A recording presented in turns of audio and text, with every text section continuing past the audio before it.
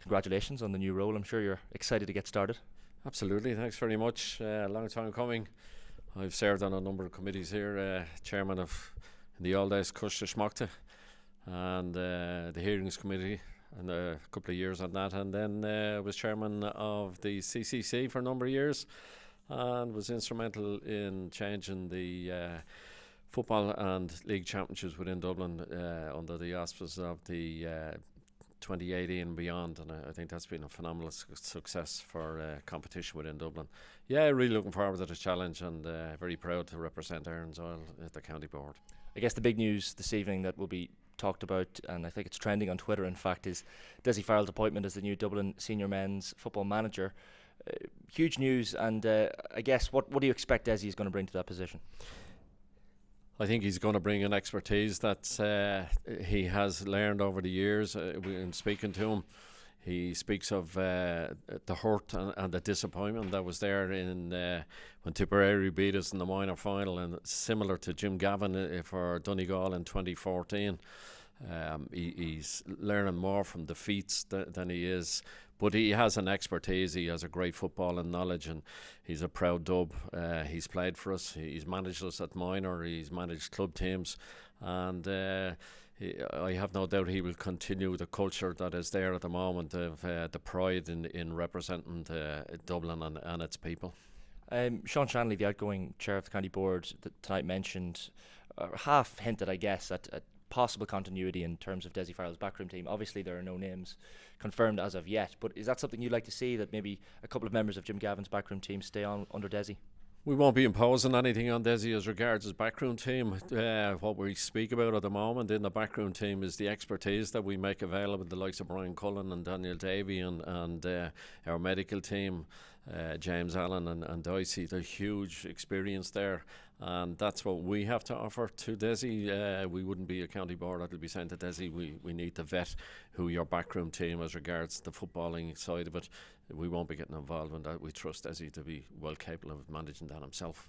In terms of Dessie's experience with the GPA, obviously one of the founding members of the Gaelic Players Association, and plenty of years with them, was that experience paramount in terms of picking Dessie as a person for this position? Obviously other names were touted as well, Declan Darcy among them, and various other names, but was his background experience crucial to getting him the position? To an extent, a lot of what's going to happen will be man management. We have some super athletes there, and how they conduct their business and their humility. Dessie will obviously tap into that, but he's been around. He's run minor teams to win All Irelands. He's won under 21 All Ireland titles, and he has no little knowledge of football ability. And I think along with his business acumen, I think is a huge combination there for success. What means success for Dessie? Obviously, it's a 3-year term. Will there be, it's a 5-in-a-row team. Is the hope that it'll be an 8-in-a-row team by the end of Dessie Farrell's tenure? Is there going to be targets set, or what's the general feeling on the end of Dessie's tenure and what he will have achieved? Winning titles at that level is the players and the management. That's what their game about is winners. But there's also, from a county board perspective, that we want to grow the game in Dublin. We want to continue to grow it. We want it to be played a certain way, and we want to maintain the culture that's within the camp at the moment, and that over the last number of years the county board have striven to develop that culture. We felt that we lost some All Irelands over the years because we didn't have that inner belief and that culture. From a county board point of view, we want to continue that culture.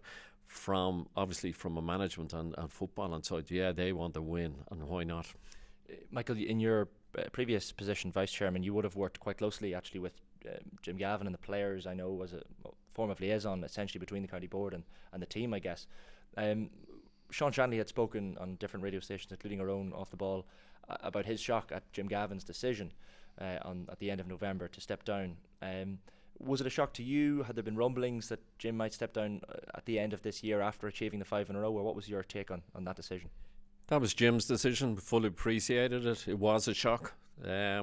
We were well into advancing of the 2020 season. Preparations were well underway, and fully appreciate that at some stage along the line Jim would look further towards August, September and say, could I have done it a different way or whatever, and fully appreciate that it was in the best interest of Dublin GAA and Jim Gavin that he took that decision, and we respected that.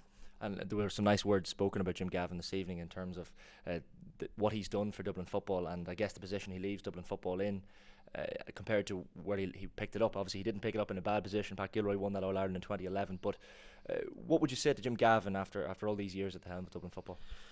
We're very grateful. He's moved us on to the next level. We've all learned from his leadership skills and his leadership ability.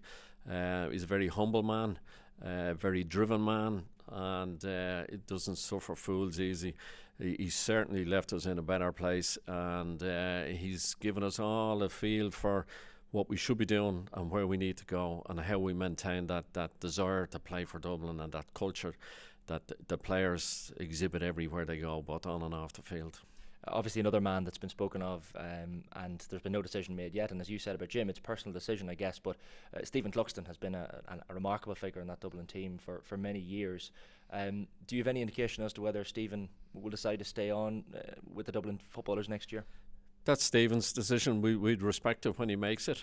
I think at the recent All-Stars he gave us honest as he was asked, and it'll be Stephen's decision. We won't be putting pressure on him, and obviously he's a phenomenal athlete, and everybody would love to see, but again, it's his personal decision. His body will tell him what's best for him.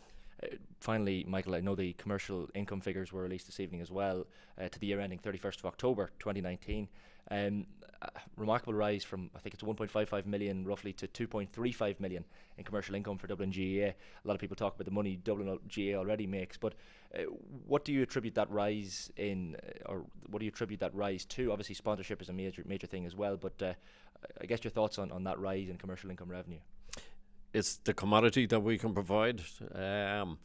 It's how humble the guys were, and the product that we have is a first-class product, and people want to be associated with it, and we can't be faulted for that. And what are the challenges you think you face in your position now? Obviously, Dublin is in a remarkably healthy position as you enter this county board chairmanship. What are the challenges you foresee over the next number of years that you face? We need to get land. We need pitches for clubs.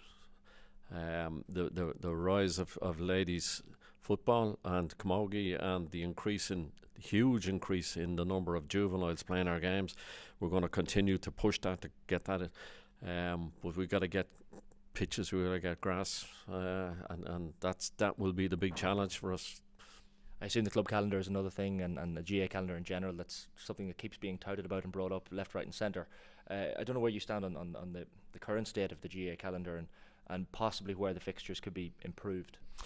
Yeah, I think the discussions have got to continue. There are moves. They're not always going to come to fruition, and they're not. But I think it's evolving. We do our best within the county here to set out in January and to give the club hurler and the club footballer a 12-month calendar and see how far that gets us. And we just give them something definite so they'll know when they're playing and when they're not playing. Yeah, there's a big question nationwide, and it's starting. We have a dual code, which is not the same as any other code. Like we're running 2 games, and a lot of players are dual players, and that's a difficulty. But I think we've got to keep talking, and everybody's got to put their tuppence worth in and see where it brings us.